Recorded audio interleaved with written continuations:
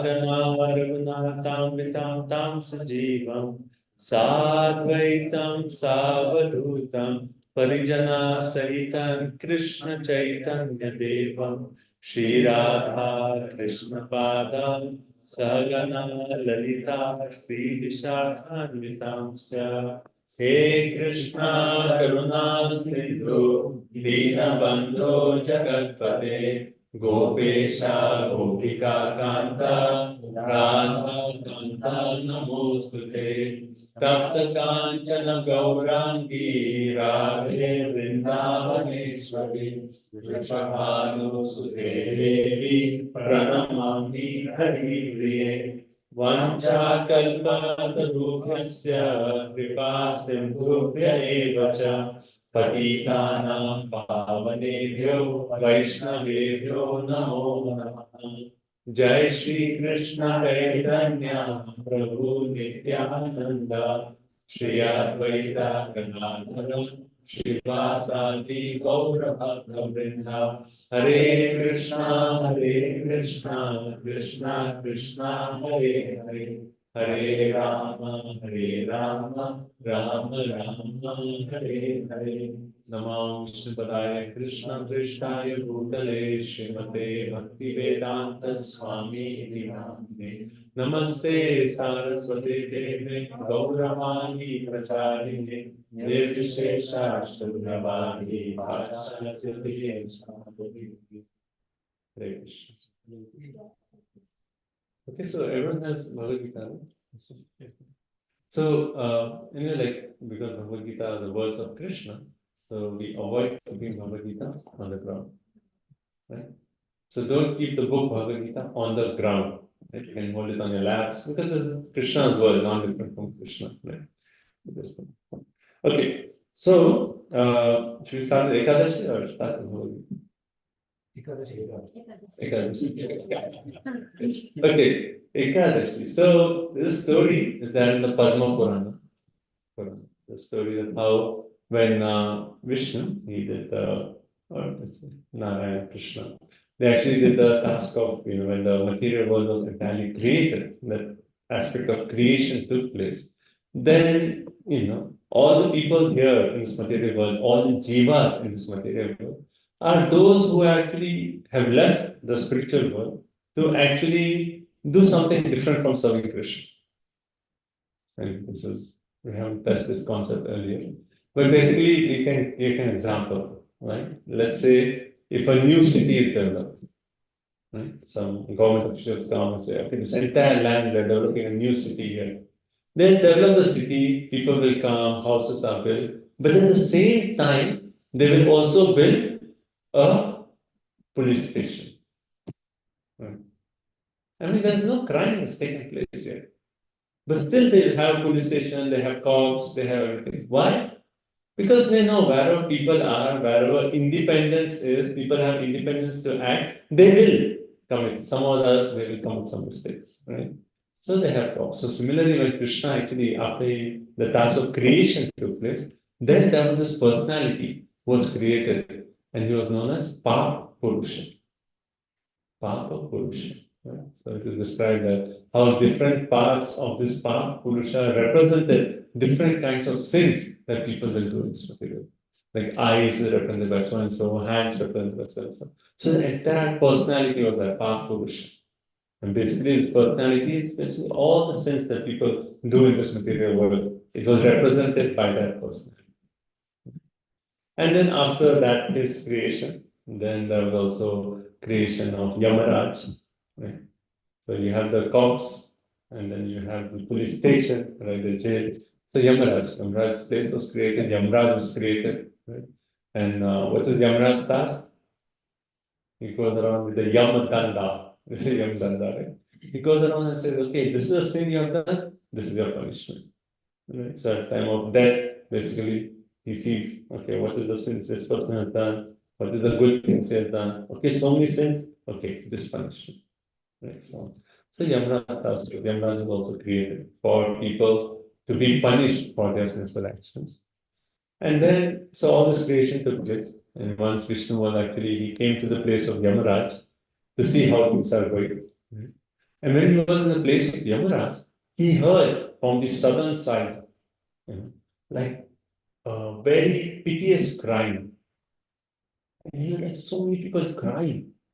And he's wondering, like, why are so many people crying? What's happening? You know. And he asked Yamaraj, what's happening? Why are so many people crying? Very piteously. And Yamaraj said, these are the people who have done so many sinful activities. And their crying is basically they're being punished for all the sins they have done. And when Vishnu actually heard this, he felt compassion for all those people. Yeah, they made mistake, they're being punished, but so severely, they cry so much. So out of that mood of compassion, that is something we should do. Out of the mood of compassion from Vishnu himself, a personality actually appeared, which was the representation of the compassion of Vishnu. And that personality is Ekadashi. So one way Ekadashi, she's a goddess, you can say, is actually non-different from Vishnu. It's just like an expansion of Vishnu. And it is actually said that anyone who follows this Ekadashi Vrat, then you will not go to hellish planets. You will not see Yamaraj's face for sure. And so that's out of compassion, this personality who came out is Ekadashi. Right? So it is Lord's compassion on all of us, that Ekadashi personality came. And then it is described that how Padma Purana says that after Ekadashi came and everyone knew that if we follow Ekadashi, then all our sins are washed away. Just by doing this one word, Ekadashi word, all sins are washed away. So everyone started following Ekadashi word. And then what happened was, if everyone in the city, they follow all the rules, then who goes jobless?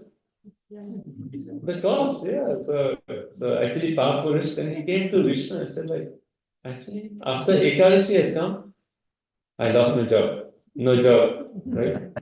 I'm looking for IT jobs everywhere.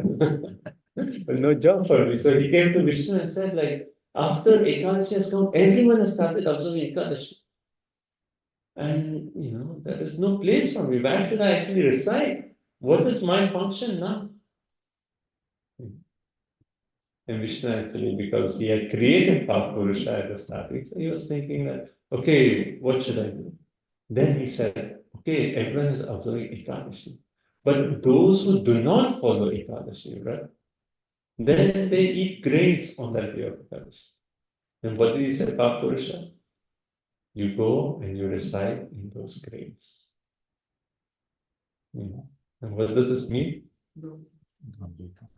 Yeah, that means that if you reach fast, those who follow the Vata of Ekadashi, all your sins are washed away. All the path you have done for so many lifetimes, everything is clear. But if those who don't follow, then where will our path go? We are getting purified, right? But that path has to go somewhere. So it said that path enters into grains. And those who eat grains, they get path. And then this is the story from Padma Purana. So it's okay, everyone's following the story. Nothing? Sorry, nothing? You follow it? Yeah. You look a little confused. Shall I say? Yeah. If we do the Kadashi Broto, then our path will go. Why do I need to do that? Because if I say chanting Hare Krishna now, then our path will go. So why do? Yeah, that's a good point. Like, just by chanting Hare Krishna, all our path is actually washed away. So why do Ekadashi?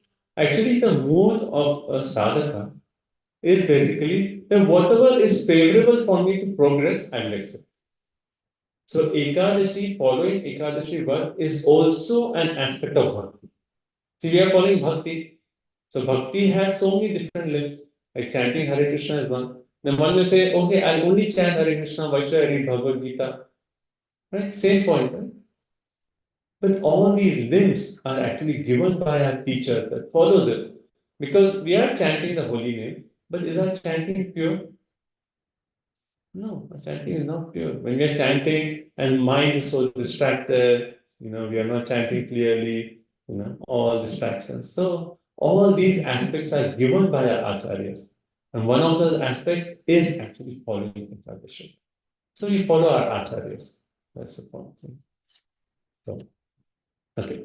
So anyway, that's the story. So what does it mean to follow Ekadashi Vrata? Everyone okay with the story? Yeah. People look confused. Uh, It's not my question. Somebody asked, but I forgot the response that came. It Okay. was, if that is the case, why even create the top push? Because, one way, like how I said, like, people in this material world are those, to give the actual Bhagavatam how Prabhupada says, we are criminals. Yes. So material world one way is compared to a prison house. And we are criminals, so what do you expect of criminals? They are going to do this, right? They are going to commit sins. So the point is, there's just a personality who's representing all the sins that people are going to commit. Okay, so practically, how do we observe Ekadashi? Actually, Ekadashi Vrata is very, very beautiful. Once in 15 days, there are different levels of following Ekadashi Vrata. The best, the highest level is once in 15 days, that entire day, don't eat anything, don't drink anything, and then full night, wake up and chant Hare Krishna. Not possible, probably not even not possible. Anyway, so that is the highest standard, and that's how like people used to do before. Like if you know the story of Ambarish Maharaj and Durvasa Muni in the Bhagavatam, maybe sometime we'll tell that whole story. But Ambarish Maharaj, he had this whole thing that he was observing Ekadashi Vrat. And then next day, there's a particular time which is given. Let's say you should break is not the right word, but you should finish your Vrat in that particular time. Right? So that time was there, and Ambarish Maharaj had to somehow finish it. Because they say if you don't finish in that time, then the benefits of that Vrat is actually not given. Right. I saw my grandma. They did Ekadashi and next day they are not following the timing. They are giving, it's making food and first they have to give to Brahmana. Yeah. Then they will do. Okay. I saw like that.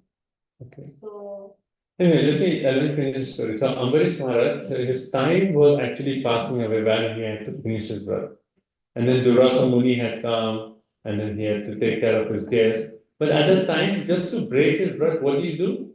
Just drank one sip of water. So those who are fasting from full water, the next day, during that time, you just have little water, and that's how you're fast over. So that's the highest level. But maybe it's not so practical for many of us. Drinking, fasting without water may be a little difficult. The next level you can do is you have water, and maybe that's the next level. Just whole day only liquid.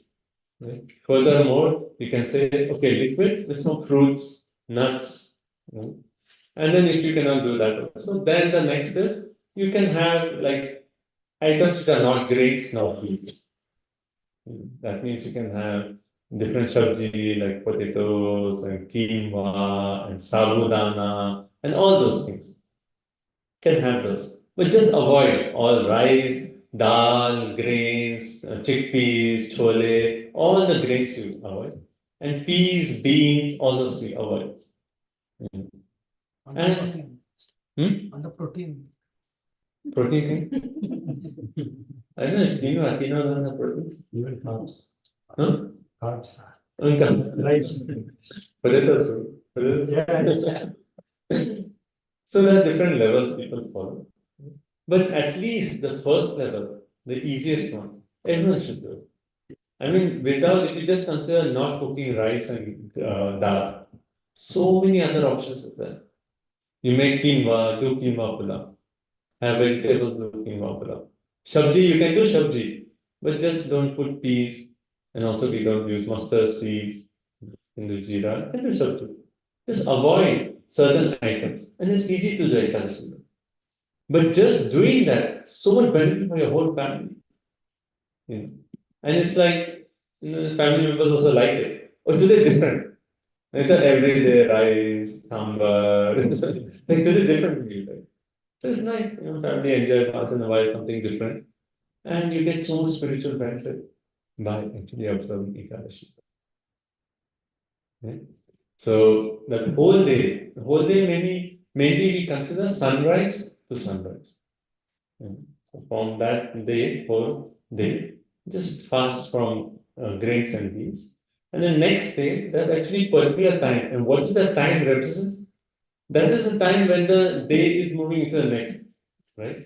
So that time, that Muhurt is actually considered, that time you finish your work.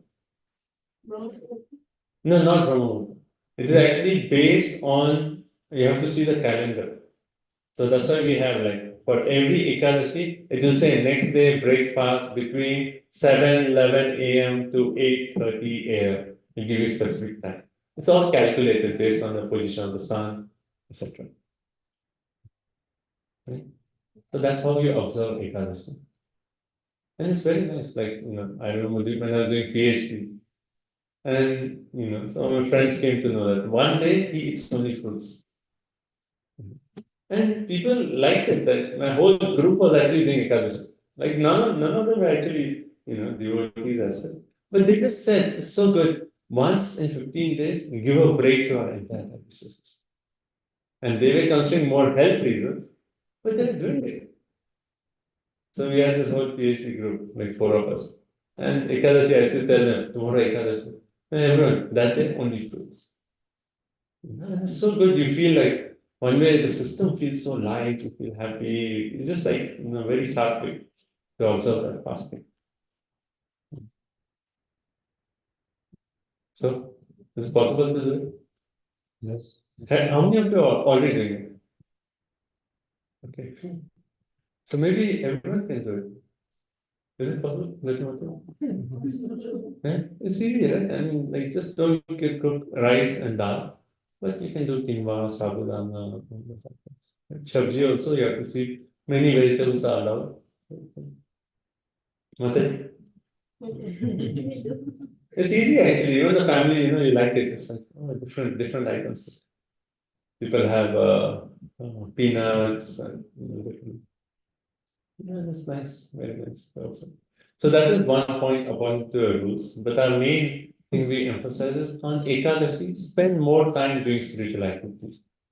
In the sense of the chance, go to a temple, or how we have this program, come to satsang, do some kirtan, read Bhagavad Gita. This because any spiritual activities you do on Ekadashi, benefit is magnified so many times. So spend more time in spiritual activities. Chanting more rounds, reading more, and then when the whole family comes, does an additional arti, worship of deities and so on.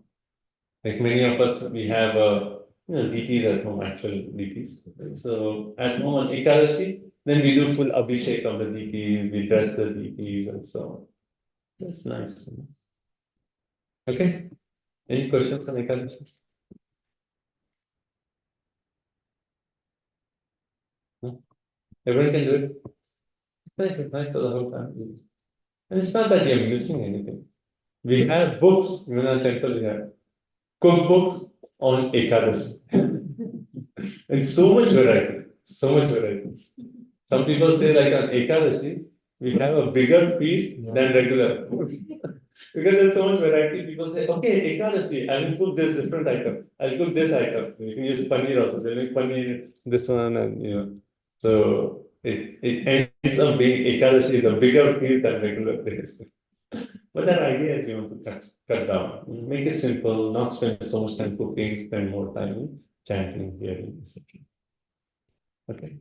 And it's also for good for the children. Like just get them habits. Once in 15 days, we are going to give break to our stomach. Every day stomach is doing so much work. One day chutti. Even stomach needs chutti. Right? Give it a break. Okay. Okay. So let's move on. Okay. It's okay, everyone. Ekadashi, any question?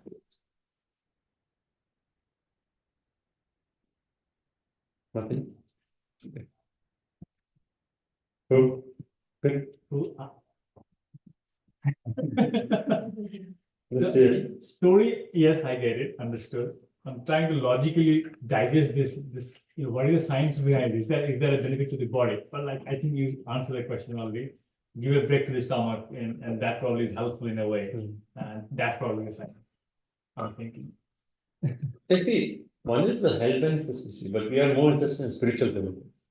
So Krishna has assigned certain days that if you do live Vrata on this day, very auspicious.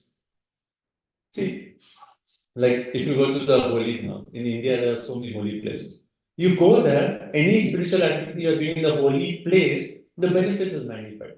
That's why people go to Ganga, they take bath. Just by bathing in Ganga, all your path goes away. Right? So effect of the place, effect of the time, all those things Krishna has given us. Just do this and you get so very. So having faith on the Shastra, we say yes, Ekadashi has spiritual benefit. Let me observe. The story of the Pandavas also. Pandavas used to observe Ekadashi. Except one person had a problem with that. Bhim actually he said like, I cannot fast. You know how they say in Mahabharata that whenever they used to collect any food, how they used to divide it? Two parts. Entire food, two parts. One part for Bhim and remaining for Yudhishthira, Arjun, Sahadev, Nakul, Draupadi, Kunti maybe, but one half for Bhim. Right? So Bhim actually said, I cannot observe this fast. My stomach is just like, he said, I cannot do it. And then there's a whole story that's like, okay, for you, Bhim, if you cannot do it, we'll give you some more concession. If you cannot follow Ekadashi, then once a year, it is called Pandav Nirjal Ekadashi. That Ekadashi you observe without any water. And if you do that, you get the benefits of all the Ekadashis. So that was given for me. But in general, we are not so much looking for discounts, but every Ekadashi, once in 15 days, observe Ekadashi. Okay, so let's move on to Bhagavad Gita. So we are in text number 39 or 38, sorry. So 2.38.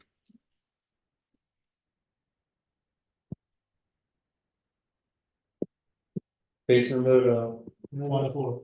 104? Yeah. 104. Page number 104. Prabhu, you got? Yeah, 104? एक से क्या? Yeah. So let's do a Sanskrit. Sukha dukhe same kritva labha labho jaya jayo tato yudhyaya yujyasya naivam papam avapsyasi.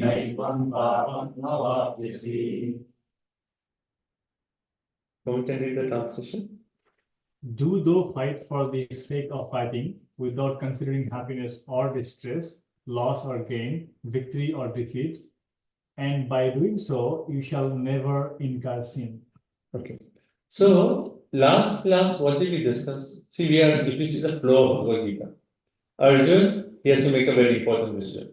Like maybe the life most important decision. Should I fight? Should I not fight? And he was almost ready to make a wrong decision. What was the wrong decision? Krishna, I'm not going to fight. Kept his Gandiva aside, said, I'm not going to fight. Govinda, I should not fight. Right? And was it a wrong decision? It was a right decision according to him. According to him, but in general, if you consider our Shastras and if you consider what Krishna, it's a wrong decision. Right? It's actually a blunder for Arjuna. And that's what Krishna is actually making the point that if you don't, you are saying you are not going to fight, but you are a Kshatriya. Duty of Kshatriya is what? To actually protect people. And that's your nature. How can you avoid your nature? So if you don't fight right now, what will happen? You'll go to the forest, and forest, what will you do? You'll fight, because your nature is to fight. So even from the perspective of, the dharma according to a Kshatriya dharma, he said that was a mistake. his not fighting was a mistake. Right? And further, according to the spiritual dharma or a Nitya dharma, that was a mistake because that was against Krishna's desire. So both in terms of the Kshatriya dharma and also in terms of his Nitya dharma, as an Atma, decision not to fight was a big mistake.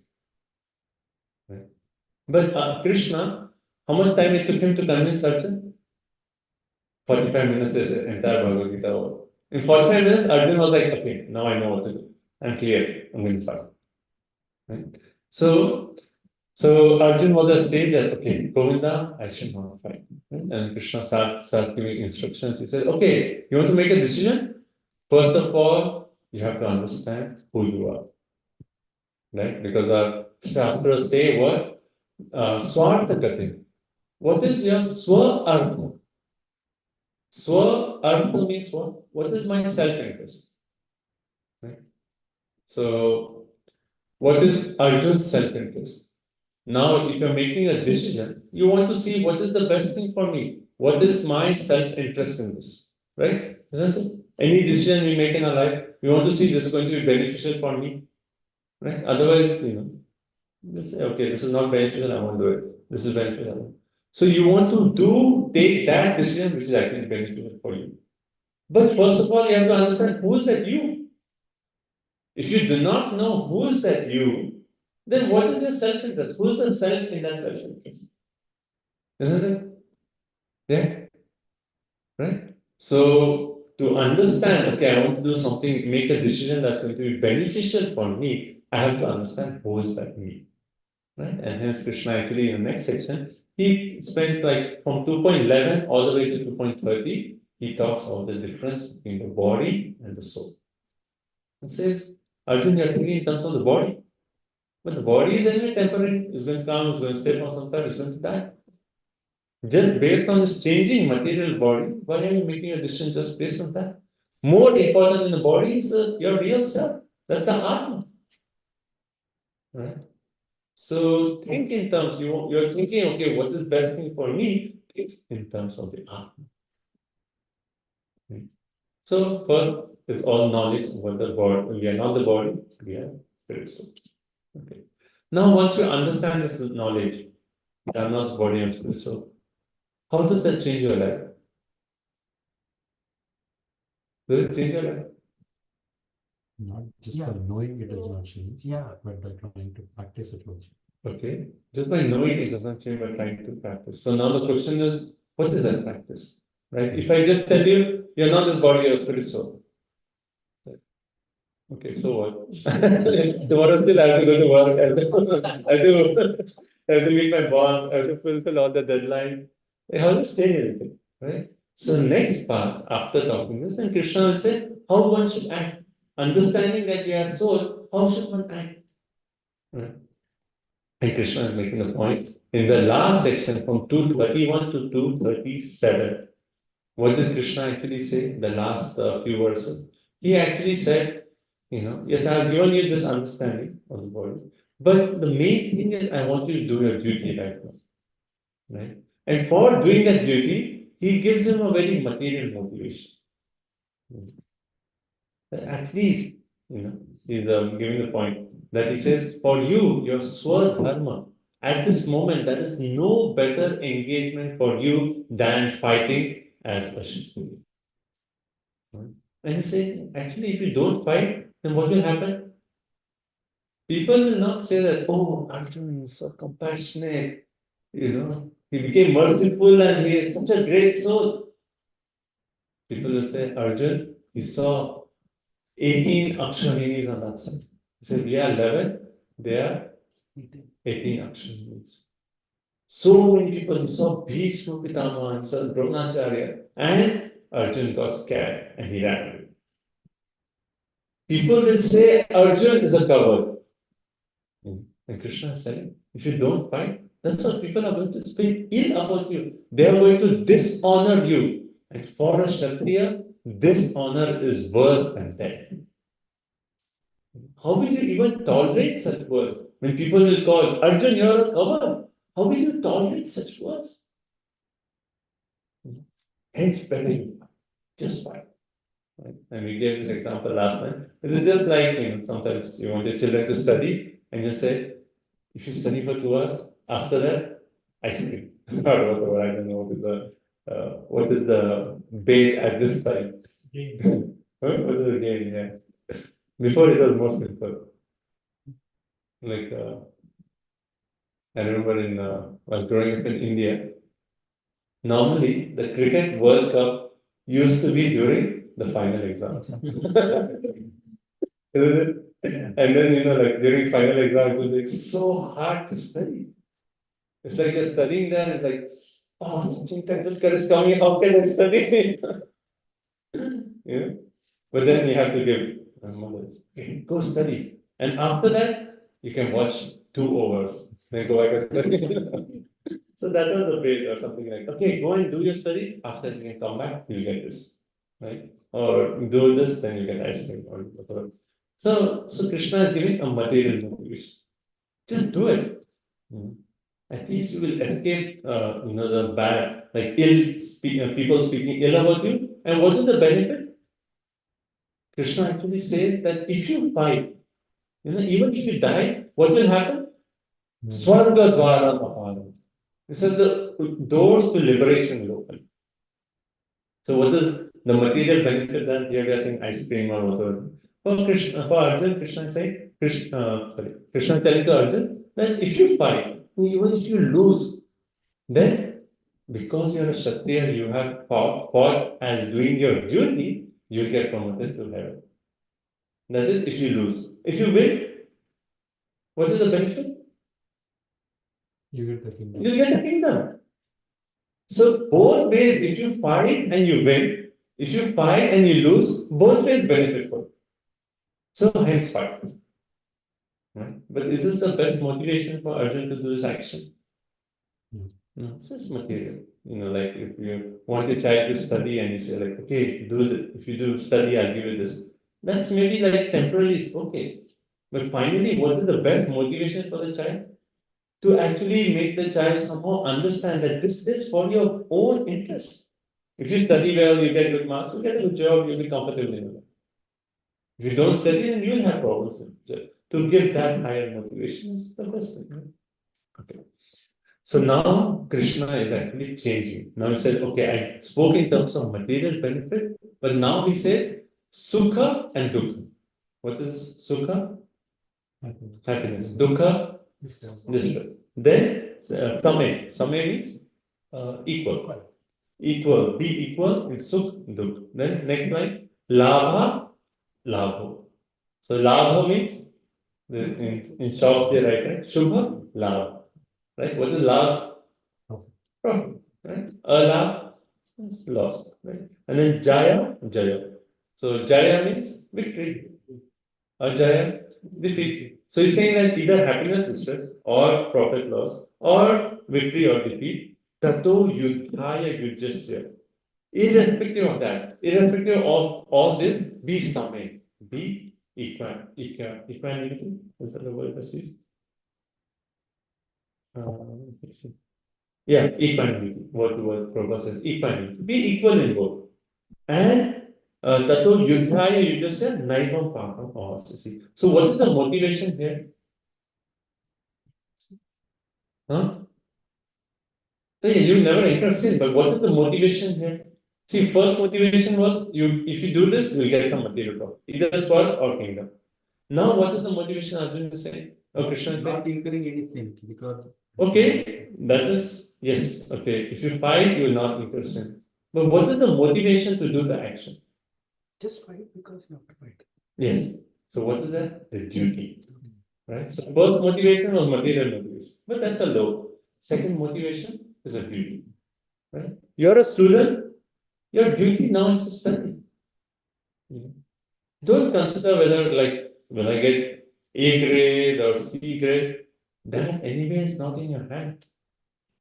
You do your duty. Don't worry about the results. You do your best. You say, do your best, leave the rest to Krishna. Do your best, leave the rest to Krishna. So you do your best, you do your duty. Right? So that is now Krishna telling Arjuna, your motivation, just do your duty. Now, why does Krishna say, fight for the sake of fighting without considering happiness, distress, loss, pain, victory, or defeat? Is the result of our work in our hands? No. Anyone says yes? I mean, like, no? Mostly no. Okay. I mean, it's the results of our work in our hands. Then why are you working hard? It is no. Huh? I'd like to think so, bro, because I know if I work, then I'm gonna get some money and then I will, spend that money to leave. Yeah, So- so you're hoping that yes, the results is in my hand. Yeah. Right? Yeah, like, There would be some result. yeah, How much you with the will hope, yeah, working because that hope, right? If we don't do, then no result. That we know. Yeah. Everyone is following my question. Yeah? Is the results of your work in your When you say work, it will always think of job. Sometimes not. Huh? You always say work, it will always think of job. Okay, even job you can say. What will you, if we say no, if we say yes indirectly is also, no indirectly also yes, because if I do a new one, result will be there. Yeah, result will be there. Result will be there. Yeah, but the point is the result in your hands? Do you have control over the result? So, If I we have do no problem. good Not control. work, Not control. no control. So you can do an activity and you do not know whether you get the result good or bad. But bro, It's not control. let's say I'm preparing for exam. Yeah, good point. Right now, if I say, oh, it's result is not in my hand, what you going to study? I don't study. Start to do your best, right? You have to do your best. I mean, you say this and tomorrow your child is going to come and you tell him, study for exam. He said, Papa, anyway, result is not in my hand, I'm going to study. So, this is the right answer. No control over this. Okay, so the point is, but then, if you do hard, like Prabhu's point, I mean, exam is there. Why are you studying so hard if the result is not there? So the point that Krishna is saying, that our effort is not the only parameter responsible for the result. There are other parameters. Right? Right? So what are the other parameters? One is just karma. Right? Like two people, they say, okay, we're going to start a business, similar situation. One of them might become millionaire, one may go bankrupt. Same effort, everything same. Right? In other words, luck. Karma. Right? What do you want to explain in terms of karma? It's karma. If someone has a karma of like earning $1 million, they will not even do much. Right? Right? If someone at the right time invested in bitcoins, then without doing much work, now he will be a millionaire. I'm not saying but I'm just giving an example that if your karma is there, if you have good karma in your credit, then you don't need to work so. Like, have you seen some people like, they don't do so hard work and somehow like they keep getting, nice opulence and nice money and, then, and some people, families have struggled so hard just to get even the basics. Right? So why is there a disconnect between the effort and the result? Because of karma. Right? So that is one point. So Krishna is saying, anyway, Arjun, you should fight now because whether you're going to win or lose, do you know? It's not in your hands. I mean, you have to do your best, but even after that, that's point of karma. Hence, be equanimous. Just do your duty. That's more important. You're a student, do your duty. Just study. My first realization of this was when I was in my engineering first year. And many are engineers. So in engineering first year, you have to take all the subjects. Right? And you remember? Yeah. Even if you are in electronics, you have to take subjects for mechanical and other departments, everything. Everyone is. Yeah. So there was something of mechanical engineering. And and I was like so confident. It was turbine engines or something, like combustion engines. Don't remember. Anyway, there were like two kinds of combustion engines. Something not so. So, and I was like before the exam, I was like, I know this. Pakka. Like I'm going to smash the exam. I was like so confident, right? And then I knew that they're going to ask on this, one of these engines is going to come and have to explain it or solve some problem. I was like, okay, I'm going to do it. And then I went to the exam and I was so confident that I didn't read the question properly.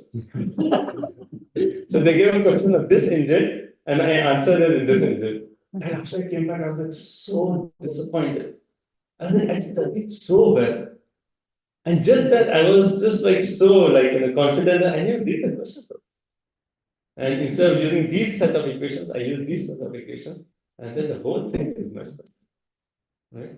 And I was actually like almost in tears. I was like, I worked so hard, so confident, and now the result is I know I'm not going to get it now.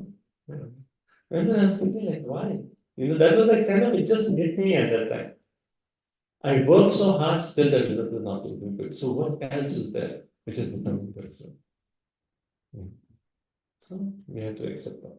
So we have to do our part, right? So the child says, "Oh, anyway, result is not in my hands. I won't study." It's like you are not the only factor responsible, but that doesn't mean that you don't do your work. You do your work, and remaining, you have to leave the rest to Krishna. It must be a combination of both. Combination, exactly. I cannot say that, oh, my karma if it is good, I will anyway get good marks. Yeah. Don't study, that's not going to work. That's not going to work. So you have to do your part, and then after you get or you don't get, don't be disturbed by that, because the hand of karma is going to be there. Okay. So I'm going to make one more point and then we'll move on. So if you just consider this, if you consider that you are the only doer, right? Your results is completely in my control. Like, like maybe some passionate businessman, I'm going to work so hard, I'm going to earn $1 million. And let's say you get it. You work very hard and you get your goals. How does that make you feel? Happy, yeah? Okay. And then what does? Proud. Satisfied, proud, right? Proud. Okay. And also gives this impunity that okay, whoever is not working, like I'm better than this. I'm better than that. the strong discrimination. Yeah. I'm better than this. Proud, basically. Egoistic. Right? We become egoistic, we become proud. That, like, oh, see, I worked so hard, I got it. Right? Now, if you consider, then when loss comes, let's say you won, you get it. Then after, because whenever there's profit, sometime or other there will be loss. And when loss comes, then how will you feel? You'll be real. No, I mean, nothing. If one way, that's a good logic. When it's good, then my effort. When it's bad, then it's karma. But let's say, a person with mentality is just like, okay, if I'm doing good, I got it. It'll make you proud. You'll be like, okay, this is a loser. I winner. Yeah. And then if you lose, because you are understanding that I am responsible for it, then when you lose, then you get completely disheartened. And you'll be like, oh, I'm actually useless. And that's when people actually go to the extreme of even like, committing suicide or like doing something like really horrible. They're like, oh, I'm useless, nothing is working out, I work so hard, or whatever, it's all lost. So if you consider that you are the only responsible, if good happens, it makes you proud. But is getting proud a good thing? Actually, even in the material world, people don't like persons who are too proud. Even the boss is like too proud. Oh, I am this and this. I mean, like people are not even attracted to such a person. But if you have achieved a lot, let's say you have PhDs, this degree, that degree, but you're very humble, very attractive. People just like you. Oh, in spite of having so and so paper, he's so humble, easy to connect and talk to him. People just like you. So even if it is good, you become proud, that's not good for you. You don't want to be in a place where people don't like you. And if it's lost, then it's worse. Then you feel you're responsible, you feel disheartened, you feel like I'm a loser, all negative things. But now on the other side, you see, now if you understand the philosophy of Bhagavad Gita, right, and you say, okay, I want something good happen, then how will you feel? You know that, okay, I did my part, but there was other factors that played into this. So what does that make you feel? Can you think about it? Bring Krishna into this fortunate. Yeah, you feel fortunate. Actually, you feel grateful that, I did this, but there are other factors that happened, and that factor was in my favor. So I just feel grateful. And you may have the mood of like, if you're really, devotee, you will come to Krishna and say, thank you so much, Krishna. Actually, I did my part, but the main part was you. You feel grateful. It becomes a heart of gratitude. And when loss comes, then what happens? Then you are like, okay, Krishna did not want this to happen. Then certainly Krishna has a much bigger plan for me. I don't need to be disheartened. I'll just continue. Krishna has not given me this result. Maybe he has a bigger result in store for me. Let me focus on my duty and continue. Or he wanted me to avoid this one because Yeah. there is some problem. I would have faced a bigger problem. Bigger problem or something. Right? So even just like that mentality of that, okay, I am not the only doer, that just transforms, good or bad. We become so like, we are empowered to go through the ups and downs in life. Right? Everyone understand? Yes. It's okay. Very good. Okay. So just so Krishna's motivation here is just do your job. Don't worry about the result. You are not the only factor. Just fight. Whether you're going to win or lose, don't think about it. Because what did Krishna, Arjuna previously in the starting of second chapter do? He was actually thinking. We don't even know whether we are going to win, so should I fight or not? And Krishna is saying, anyway, it's not in your hand. You do your duty. Don't worry about whether you're going to win or not. Right? So that's second motivation. Okay. Now let's come to 239. Esha te vihita samkhye buddhir yoge tva imam shunu buddhya yukto yaya partha karma bandham prahasyasi. So they say this verse is like dividing the second chapter into two parts. Right? It's a literal translation. Thus far, I have described this knowledge to you through analytical study. Now listen as I explain it in terms of working without fruitive results. O son of Pita, when you act in such knowledge, you can free yourself from the bondage of works. So he's saying, till now I have explained through Sankhya, analytical study. Right? So what does this mean? So I explained before, right? Like if you just like Prabhu's point, if you just know that I'm not this body, I'm spirit soul, what next? Right?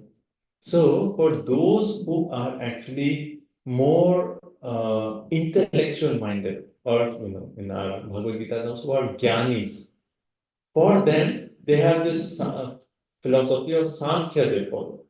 Sankhya means what? They understand, they analyze everything. Okay, this body is temporary. Even if I lose my finger, I'm still alive. So this is not entirely me. Right? It's temporary. So beyond all the body, who am I? Am I my thoughts? No, my thoughts keep changing. I cannot be my thoughts. Am I my intelligence? No. I am spirit. From beyond all this, I am spirit. Right? At the time of death, the person is right there, and the moment, and then the person is still there. But something is missing. Body is there. Body is there, but something is there. Who is that something? So they analyze and say, oh yeah, we are the spirit soul. We are different from this body. And what does that philosophy actually bring us to the point of? What was the last verse we read? It actually brings a spirit of detachment. Because we are, okay, I'm not this body. What I have to do with this material world? So loss or profit, does that affect the spirit soul? Not exactly. So let me be detached. Let me be equanimous.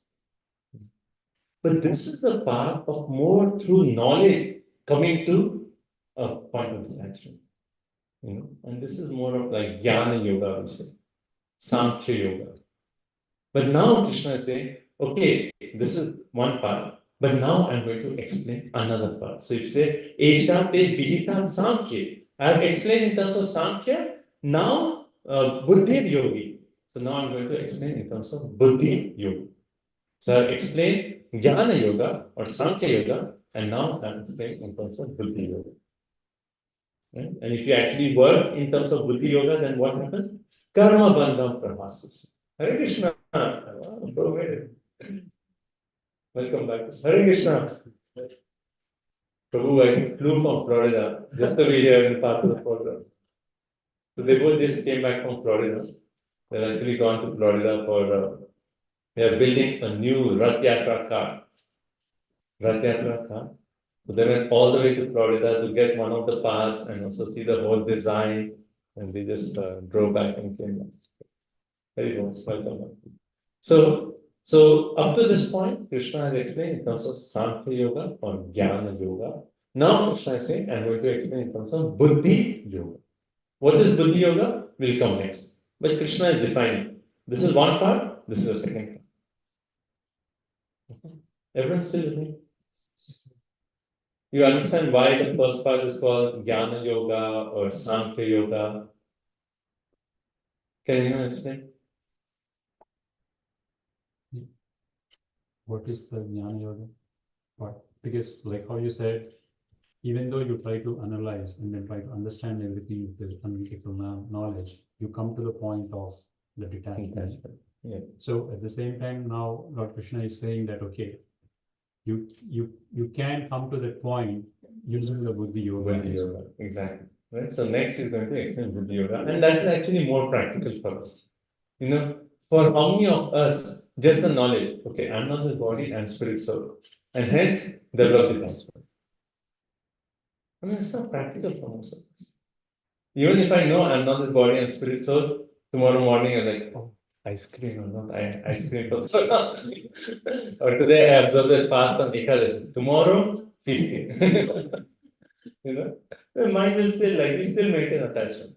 Right? So it's not easy to give up attachments just based on jnana. Hence, Krishna is going to now explain the process, which is actually going to be practical for all of us, which is Buddhi Yoga, Karma Yoga, and that actually brings it to the point of Bhakti Yoga. Okay. First part was Jnana Yoga. Jnana or Sankhya, yeah. Now the Now Buddhi Yoga. what's the difference between Jnana and Yeah, so Jnana Yoga, no, different. So that's why Krishna is saying Jnana Yoga is basically, as I said, analysis. Analyzing. Am I my hand? No. So you analyze things. Like, is there life in this?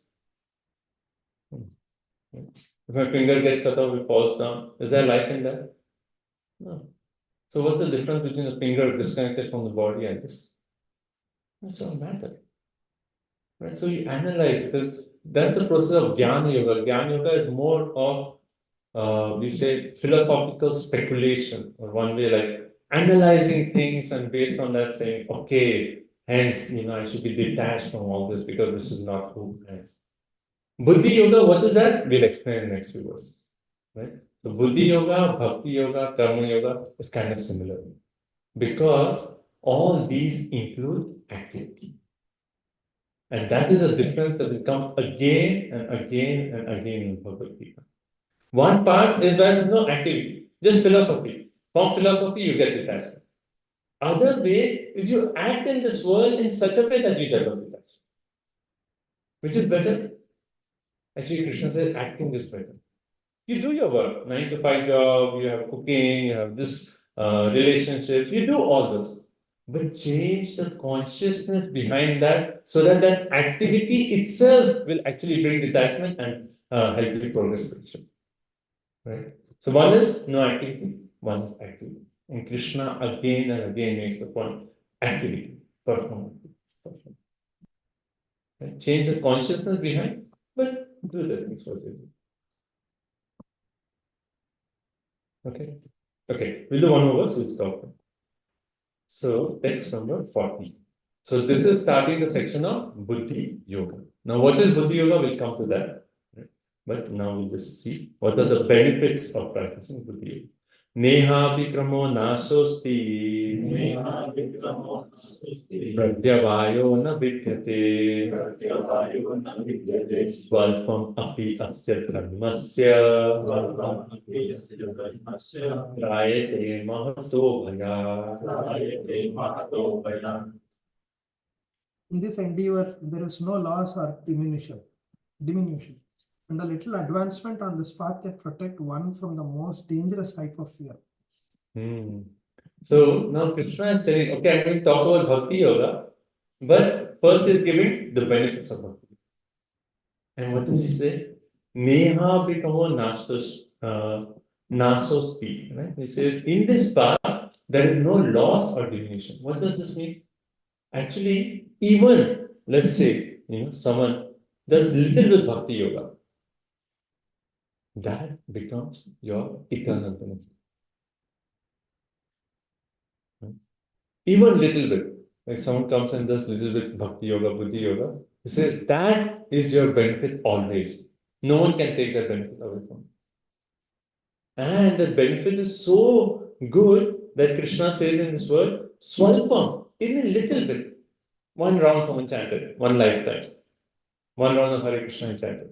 Entire life he just did that. After that he went and started doing other nonsense things. And what is Krishna guaranteeing in this verse? He says, Trayata Mahato Bhaya. What is the Bhaya means? Fear. Mahat, biggest fear. So what is the biggest fear in this world? Krishna said, even if you do Swalpa, everyone can do. Swalpa, right? Little bit. No, in Kannada. Anyone in Kannada? Yeah. Swalpa. In other languages, you use Swalpa?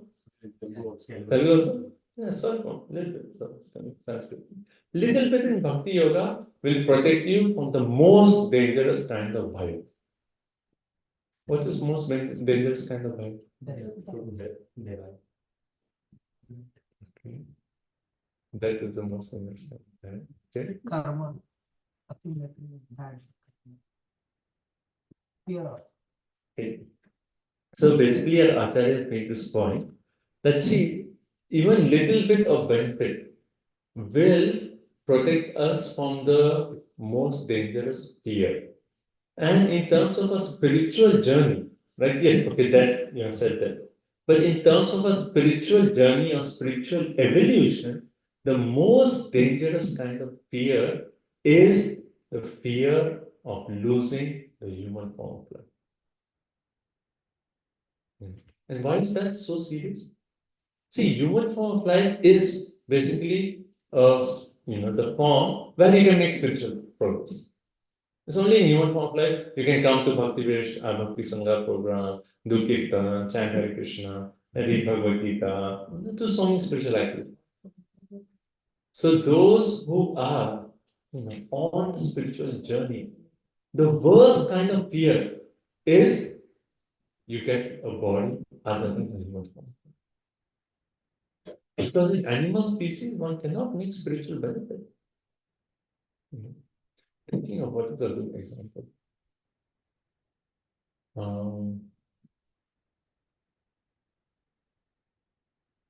You can think of a good example in the material sense. About the human species. Yeah, but practically, if you consider, let's. I have a story that I want to share. Okay. Maybe it makes sense. So there was this blind person. He goes to visit the temple, and then he wants to get out, but everybody's busy, nobody's helping him. And then the priest just makes him touch the wall. They say, you keep on going, and then if you don't find the wall, that's the door. So he's blind, so he keeps going. But as soon as he comes to the doorway, he starts itching, and so and then he keeps walking. So that door is supposed to be the human form of life, which is how you get out of this, the birth and death cycle. But so we keep on rotating. That it's an example of it. When we get the human body, that's when we start itching. Like we want to do things that we are not getting out. We keep coming back into the cycle of death. Yeah. Like I was thinking of something like, let's say someone's goal is, okay, let's say, take this. Someone's goal is, okay, I want to run in the Olympics. Right? Now he's practicing, right? He's practicing Olympics every day, running, whatever. And all of a sudden, like in his journey towards Olympics, something happens which just completely stops him from running. Right? So for the person whose mind is like, oh, I just want to run in Olympics, anything that will actually just stop him from even practicing that, that is the greatest fear for that person. Right? Isn't it? Can you relate to that point? Yeah. So similarly, human beings means our goal should be spiritual progress. The point that we have human form of life means it's an opportunity to make spiritual progress.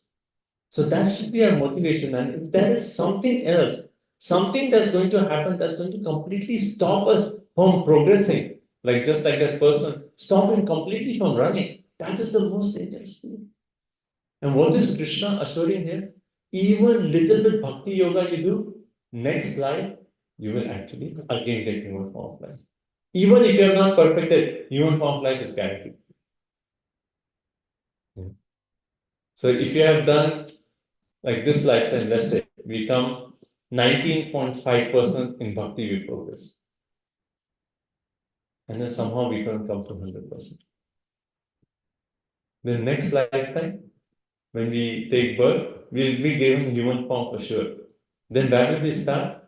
We will not start from zero. We'll start from 19.5 and keep going. No, karma is totally different. We're not talking about karma at all. Because karma is something that, let's say you get a lot of good karma. And then what happens? Let's say you go to Swargalok. What are you doing in Swargalok? You're just spending away all the karma. And once it's over, we'll come back here. So karma balance is totally different from what Krishna is saying here.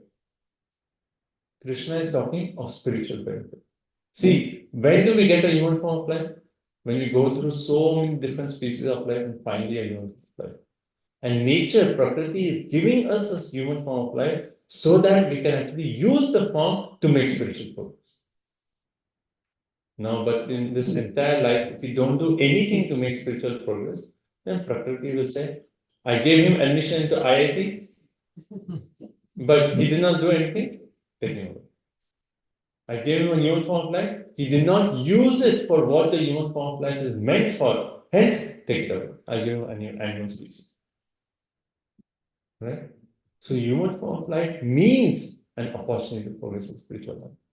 And if that is your main thing, then the greatest fear, Mahat Bhayo, is to actually lose. Right? So karma is totally different. Like, karma is more of it's a right, wrong, or it's a different balance. So even if someone has a lot of bad karma, but he has done little bit progress in bhakti, then next slide, human. I was thinking of Ajamal. Right? Everyone knows the story of Ajamal? Okay, Ajamal, quickly. Oh, wow, later. Okay, Ajamal, very nice Brahmana.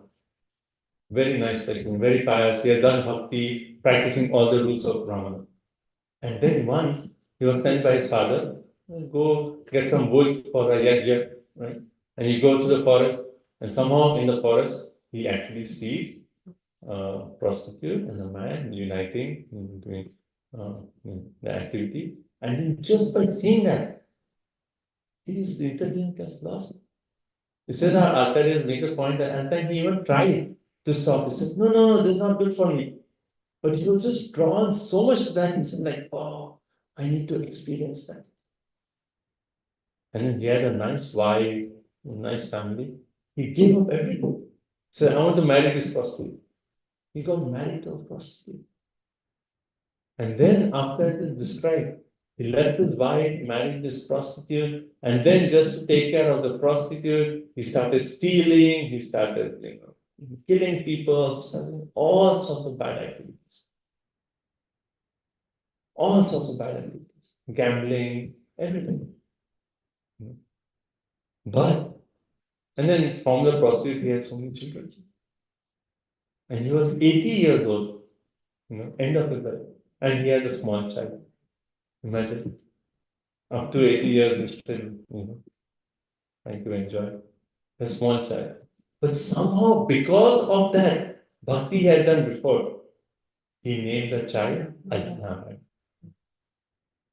Narayan. He gave the name to the child Narayan. And finally, death came, right? And when death came, I was telling, I think in this group, I was telling last time, I was saying, there's a beautiful, like a 3D animation show on this, very nice. I saw it in my initial days of the team, but it's gone back. This is like a whole animation.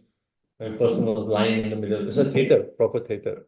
Person is lying in the middle, and then it's all models, and then it's like starts coughing, and you can see his head like moves lying down, and then all of a sudden, death comes, and then the music changes, fierce music, and then three big personalities. Imagine you're in a theater. It's not a big one; it's just like a small theater, and three big personalities, ugly looking, really horrible faces, like deformed faces. They come with like whips and things to beat, and they come to Ajamil and say, "You have done so many things. We are taking you to the court of Yamaraj."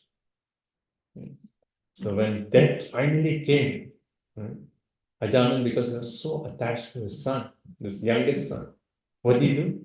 He just called him Narayan. Just once he called him. And just by the once calling Narayan, immediately, imagine you're watching that show. All these ugly people have come, three personalities, ready to take Ajamil. As soon as he calls Narayan, from other side, music changes. Nice, sweet music. And then these three very beautiful personalities come. Just like Vishnu. Four-handed, with chakra, just like Vishnu, bluish complexion, so beautiful. They come. Right? They come from the side. And as soon as the Yamadutas are taking them, the Vishnuduta says, "Stop! You cannot take them." And Yamadutas are like, "See the accounts? See? So many simple activities, unlimited. See the list, how long it is? How can you stop us?" And what did the Vishnuduta say? He's already atoned for all those things. Prayaschitta, we say. Prayaschitta means if you do some sin, then our scriptures say, okay, if you do some prayaschitta, then the results are washed. So he's already done prayaschitta for all this. And Yamadutas are like, yeah, how? Maybe sleeping when he did all the prayaschitta. It's not in their accounts. It's not there. And then Vishnuduta said, what? Just by the one chanting of the name of Narayan, he's atoned for all the sins. Yes. Imagine the power of chanting the name. One name of Narayan, all the sins. Prayaschitta is for him. And then, Sorry, I'll ask the question there. okay, and then Ajamil got a second chance. And then he realized his mistake. Then he perfected his life, went back home, back to God. So this is like the whole point is even little bhakti. Like today, you all decided, okay, Saturday, come here. You want to read Bhagavad Gita, you want to chant. What all benefit you're getting, especially on this day of Ekadashi, that is your eternal benefit. No one can take it away from you. Not even bad karma. It is your eternal benefit. And even if you don't continue, next lifetime you start from where you're benefit. That's why bhakti is so powerful. And that's why, like Krishna, before even speaking of what is Buddhi Yoga, he's telling how powerful is this process. So beneficial, everyone hence do Buddhi Yoga. Right? So that's going to be the next part. Okay? It's okay. Sorry, a question? No, in a joking way. So for all of us, next life, human life is guaranteed now. It's true. Yeah, that's what we are reading. Yes. And we cannot fix that problem. Yeah. But the question that I have for you is Ajamil.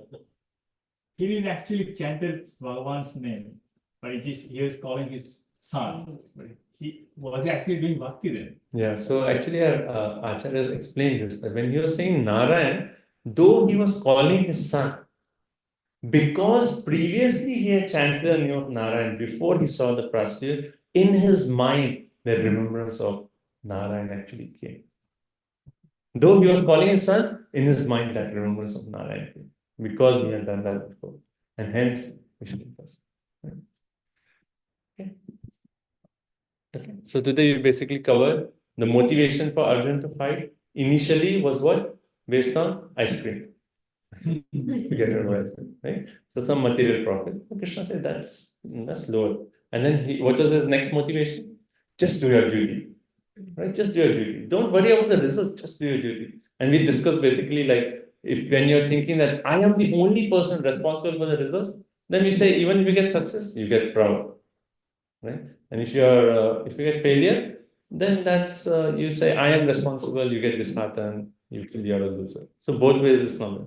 But if you say no, I am one of the factors, then finally Krishna's hand in everything. Then success, you feel grateful to Krishna.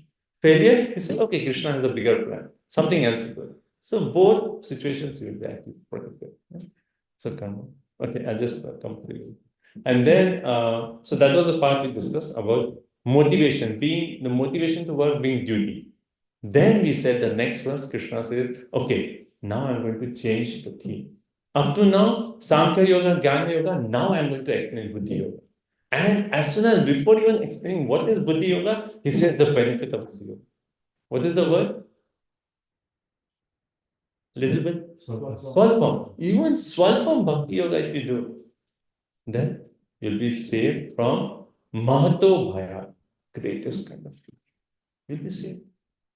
How Prabhu just said, all of us guarantee you won't come up like this. But that doesn't mean we become lenient. We have this opportunity. Why stop at 19.5%? Let's go all the way to 100%. So, Prabhu. So here, the recent, like chapter, not chapter, like recent, Previous section. part, saying that okay, if you win, then you get the kingdom. Yeah. Earlier, like, was telling that, okay, even if I win, I'm losing everyone. Exactly. It is kind of a contradictory. So the point is, Bhagavad Gita has so many different levels. Right? So it is true. The point you said is very good. That initially he said, like, even if I win, what is the use of that win? Because I want to have love. But Krishna has already explained. Beyond this body relationship, what you need to be really concerned is the spirit soul. Having explained that point, now he's saying, what is the benefit you look for? Not for just this lifetime. Look for benefit beyond. That even if you die, then you'll get heavenly planets. Even if you win, you get the kingdom. But still, it's just like for your benefit. So don't think in terms of the body, because he already explained in that 2.11 to 2.30 that you are thinking that they won't be there, but anyway they are going to die. Even if you win, you become a king. Is there any guarantee, Dronacharya will live forever till you're ruling? No. Anyway, because they have body, they have to die. So why just be focused on that and not do your duty based on that? Because anyway, everyone is going to die. I think Arjuna will ask this, right? Second last question. You are asking me to do work, but you are not asking me to do work. Why is do? I mean, that question comes again and again. But the section, what we saw right now, that is clear. What was Jnana Yoga, Sankhya Yoga? Activity or inactivity? Inactive. And now, so this activity, inactivity is going to come again and again throughout the entire Bhagavad Gita. Because Arjun is thinking, I'm spiritual. Why do I have to listen to my boss? I don't want to fight. But Krishna is saying, no. Do your duty, but change your consciousness. When you mentioned Swalpam, right, you're referring to Bhakti Yoga. I thought you were talking about Buddhi Yoga. It's Is that the same exact thing? So Prabhupada, because see the second chapter, what Krishna is doing, he's giving summary of everything. So he's not so much elaborating the difference between Buddhi Yoga, Karma Yoga, Bhakti Yoga. They're all in the area of activity, right? So Jnana Yoga, no activity. Here, everything is activity. So he's kind of like mixing the terms. And hence, in third chapter, what does Arjuna say? You explain, not clear. Please now you explain elaborately. And that's what the third chapter. Okay. And then, so as every time, find your partner, say one point that you liked in the entire discussion. 2 of you or 3 of you, just connect and please share something that you like from either side.